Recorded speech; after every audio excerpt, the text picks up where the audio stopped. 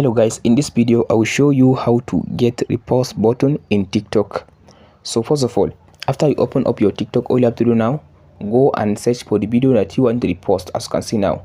So let's say I want to repost this video. So if you want to see the repost button on your TikTok account, so all you have to do now, tap on this share arrow, as you can see now, tap on this arrow. So after you tap on this arrow, as you can see now here is the repost button. As you can see now, here is the yellow icon. This yellow icon is the repost button. As you can see, here is it, this one. Here is the repost button, this yellow icon. So all you have to do now, just tap on the repost button. So as you can see now, here it says you reposted. So now I reposted this video on my TikTok account. So if you want to see the video that you reposted on your TikTok account, all you have to do now, just tap on this profile, open up your profile. After you open up your profile, now tap on this arrow. As you can see now, this arrow, tap on it. After you come to this arrow, as you can see now, here is the video that I just reposted on my TikTok account. Here is the video.